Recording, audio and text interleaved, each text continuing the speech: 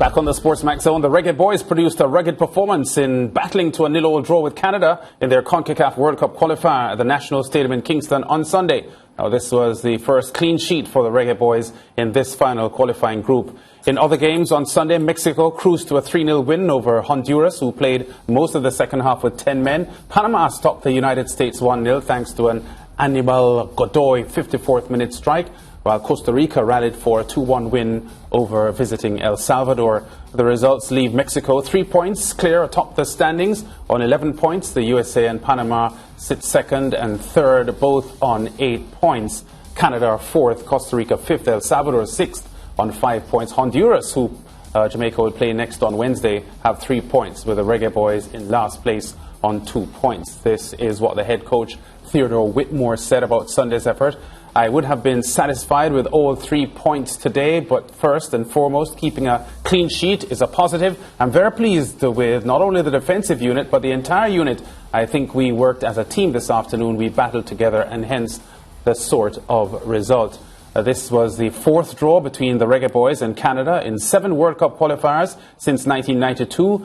We are now joined by former Trinidad and Tobago international Brent Sancho. Brent, of course, played at the 2006 World Cup finals in Germany. I remember a big mid-June clash with England. Brent coming up against some top names like Wayne Rooney, Steven Gerrard, David Beckham, and Michael Owen. What I can't remember is that any of them, Brent, got past you in the Trinidad and Tobago defensive third, did they? Well, the ball may have gotten past, but they certainly didn't get past, that's for sure. Yeah, Brent, let's talk some CONCACAF World Cup qualifying now, because you've been there, you've been there successfully. Whitmore's boys at the moment struggling.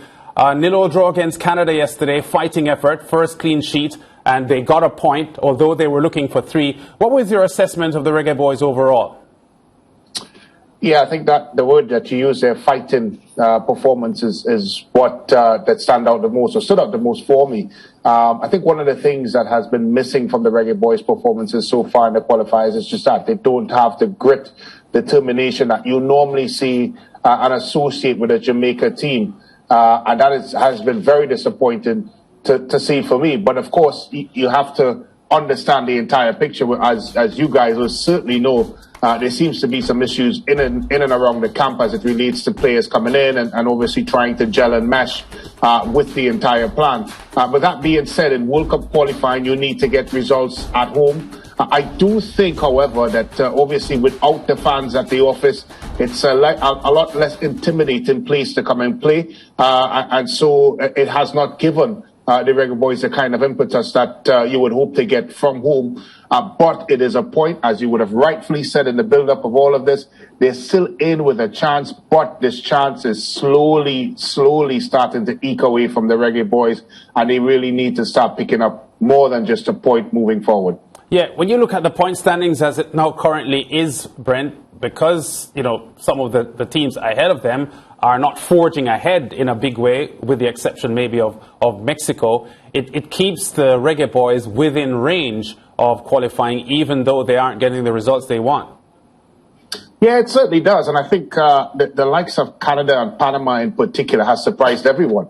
We didn't expect the type of performances that we've seen from the two of them so far, particularly Panama. I did not have them at all as part of the equation. I thought they and El Salvador would not have much to say about who goes to Qatar. But so far, they have been certainly the dark horses, Panama, and of course Canada as well. But you're right, the ones above them have not done particularly well. We're seeing a little bit of movement now from Costa Rica, and you may suggest that they might start climbing the table. But for Jamaica, the game against Honduras is extremely important. They can't afford to lose. The good thing, as I said, the plus for Jamaica is that they have a lot of their home fixtures still to come, but somehow they have to turn the of course, advantage of playing at home into serious points. And that's the only way that they would qualify for the World Cup. And Brent, speaking about plus, there were some standout players from yesterday's match. And I feel like we need to touch a bit on Andre Blake and how good he was in goal, as well as Anthony Grant. Look, I really like Grant. I know, all respect to Blake, you know, I expect those sorts of top performances from him. I'm actually surprised that he's still in the MLS, and I mean, that's for another story, but As it relates for Grant in particular, he missed the first game against USA. But every time he's played for Jamaica, he has been an integral part of all that has been good for them. He breaks up the play well. His tenacity is excellent. He reads the play excellently. I think the only thing I would fault him for, Mariah, is ability of transitioning the ball from defense to offense. And I think that is one of the key areas where Jamaica struggled, building the ball out of the back, having that Busquets-type midfielder to start spraying passes into the middle of the park, and, of course, to the front men. What we've seen is a lot of long launch balls up front for the Jamaican strikers. So the only thing I would complain with Grant is just that, but I think outside of that, he was excellent. Yeah, and Brent, based on what we've seen from the Reggae Boys in the World Cup qualifiers, we want to still believe that, there will be a chance they will qualify. If they do qualify and they have to actually compete, do you think they can stand up against the opponents that they will be facing?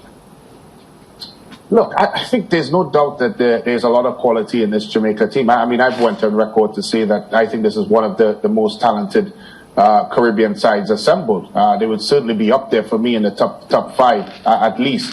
And they have the type of players, name-wise, to do well, to get results. But as I said, it has not happened. And I do feel that a lot of it has to do with that gelling factor. There's something there that Coach Whitmore is not accepting of as it relates to the foreign-based players coming back in.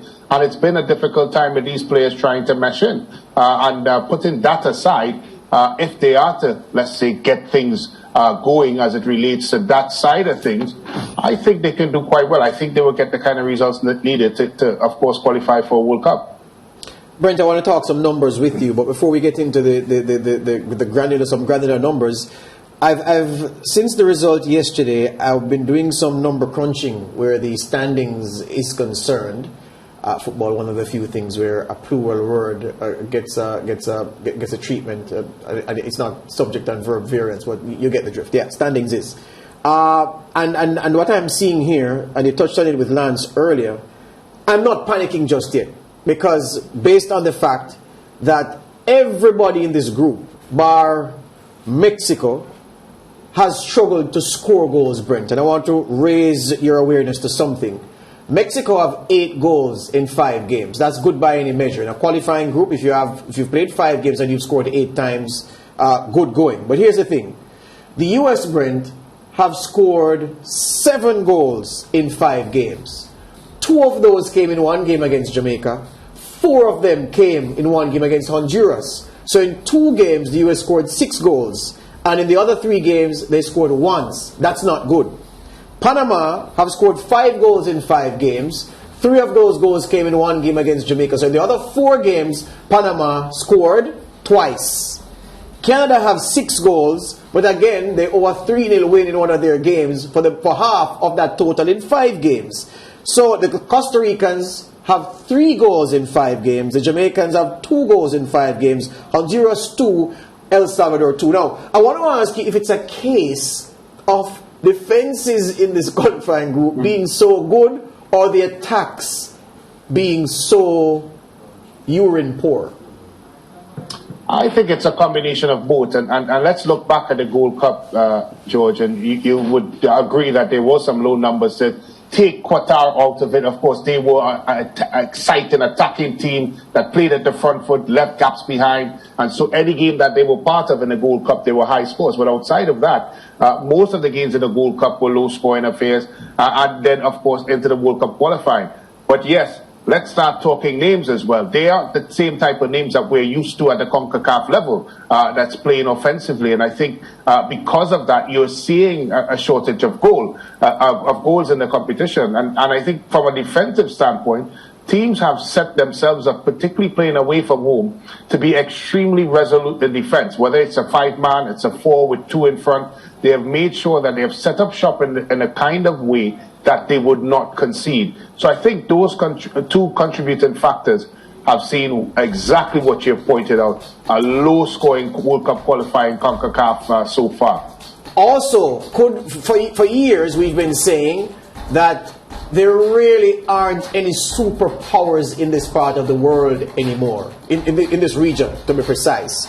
And maybe what we saw in the Gold Cup that has continued across the 5 games in this qualifying zone so far. And I believe 5 games is enough to be confident about what the data set is telling you. That really, what we're seeing here is an equalization in the quality of the teams, and there isn't the yawning gap that used to be between the North American teams, the Central American teams, and the Caribbean teams. And so that equalizing of the talent and the standard is what is making for some close matches, and no team having the ability to flood out another team, as we have seen in previous World Cup qualifying confrontations among these teams. Yeah, and when you start going through the different departments on each team, there's a lot of parity there. I mean, the U.S. top scorer Pepe, he was a virtual unknown coming into these World Cup qualifiers. Mexico, of course, now getting back Chucky Lozano and Jimenez, they have been a non-factor so far in the qualifiers. And I could go through the other teams, of course, as it relates to their scoring. Joel Campbell is the lead man for Costa Rica, and we all know he has been struggling.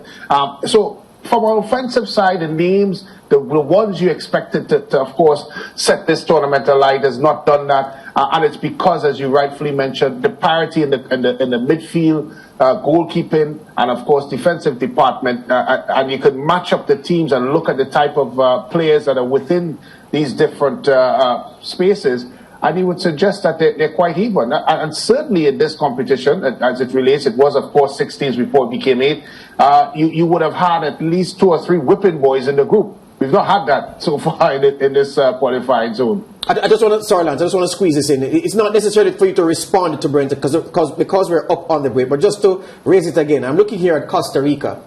The Costa Ricans are unbeaten. They're one of, well, they didn't lose on. They've lost 1 game. Right, they've lost 1 game. They've played 5 games, lost 1. They've only scored 3 goals, and they're 2 points off an automatic qualifying place. So it is so close right now that the Reggae Boys at the bottom on 2 points. Thank goodness that it's so ordinary. Everything else around them and above them, they aren't at the position to be panicking just yet. But it's getting close to that point, Lance. It certainly is. Brent, we're going to the break. When we come back, we'll take a closer look at some of the numbers involved in this fixture between Canada and the Jamaicans. Of course, scoreless at the National Stadium in Kingston. We'll be back in just a moment.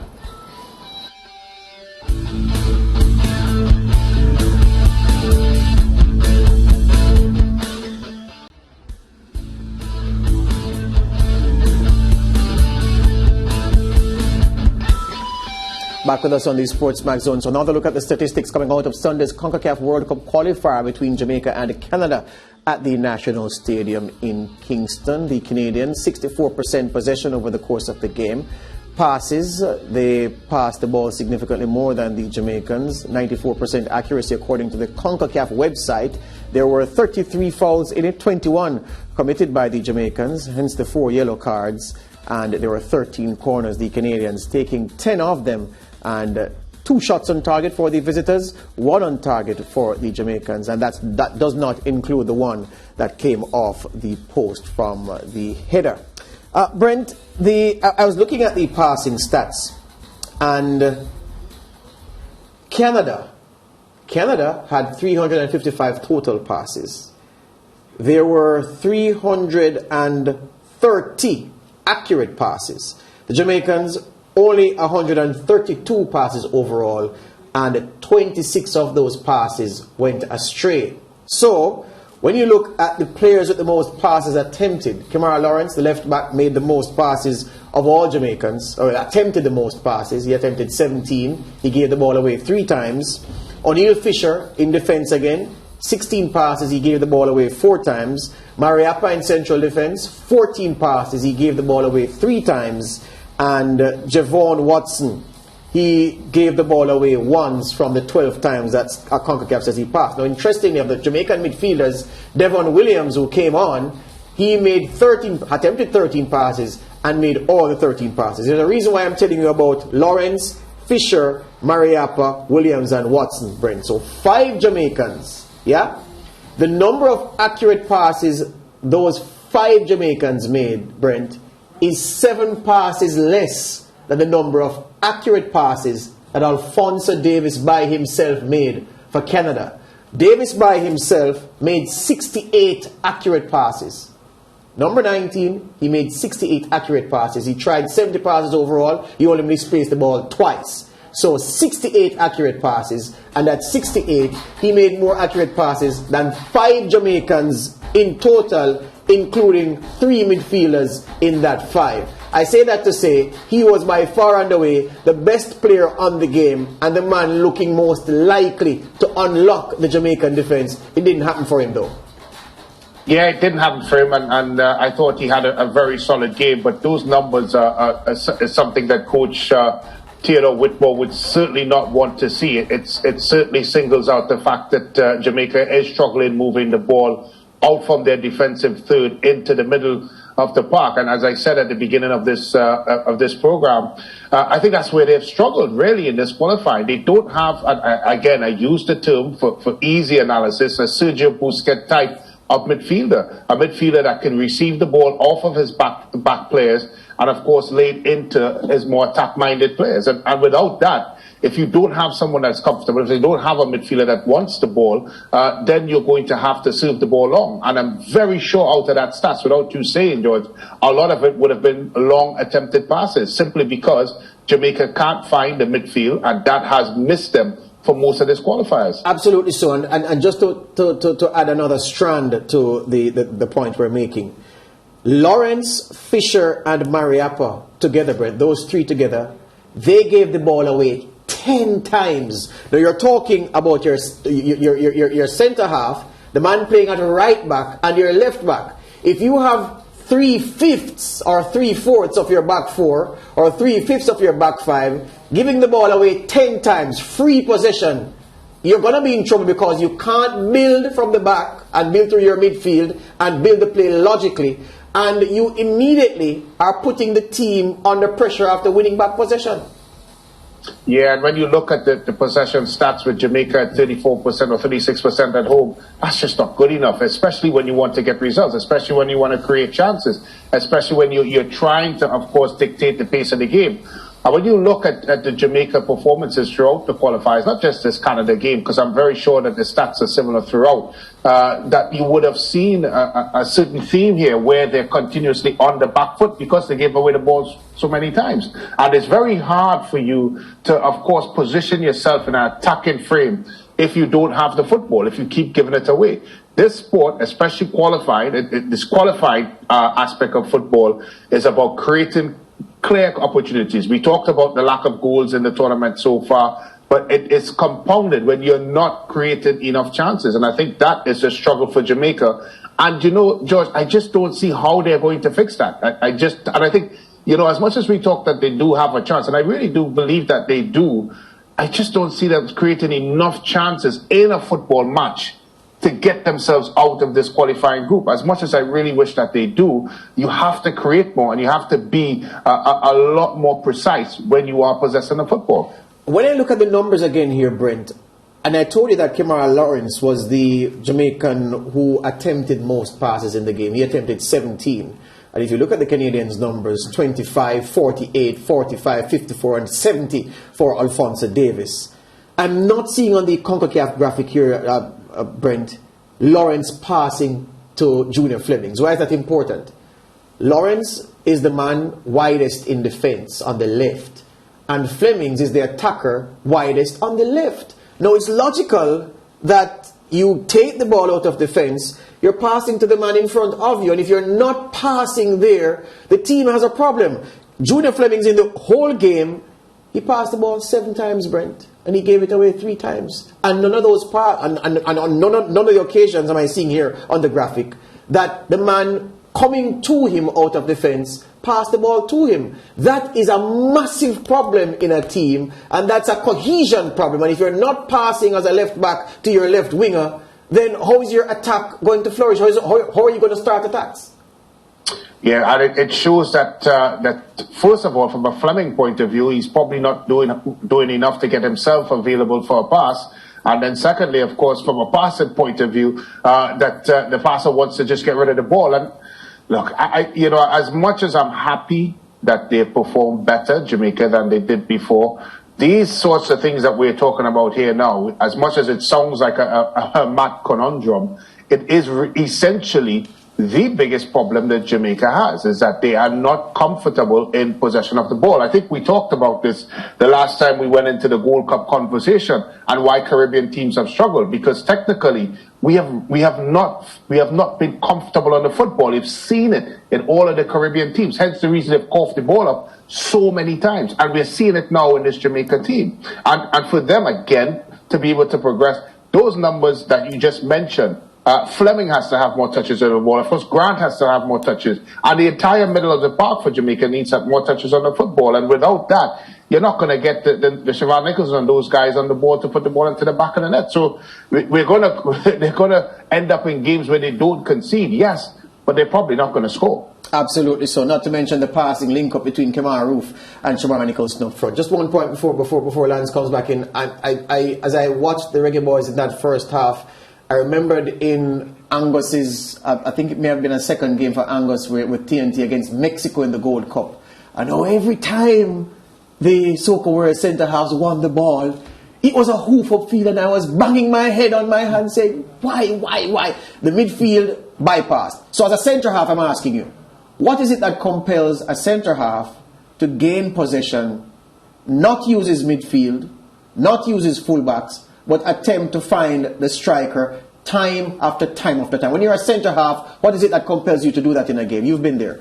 Panic. Panic. That's it. They panic, and they don't want the centre half is wary that if they lose the ball, that's it. That's a chance for the attacker, of course, to get in on goal. So they're thinking in their minds to get it as far away as possible from the goal that they're defending. Yeah. And as I said, we're just not good at possessing the football in the Caribbean. Mm-hmm. We're not comfortable on the football, and it's a big problem. Yeah. Just before you go, Brent, Adrian Mariappa, without contract at the moment, out of contract, he isn't playing a lot of football. I think yesterday's match was only the 6th football match he has played since July of this year. He's the premier central defender on the Jamaican team at the moment. Is that, in 10 seconds, a bother for you if you were the coach? I think there's enough international trust with him. He's done well for Jamaica, and he's done well despite the fact, and I think he's a senior pro, yes. So he knows how to look after himself. So okay. I have no problem with him. Okay, Brent, thanks a lot. We'll continue our discussions in future weeks.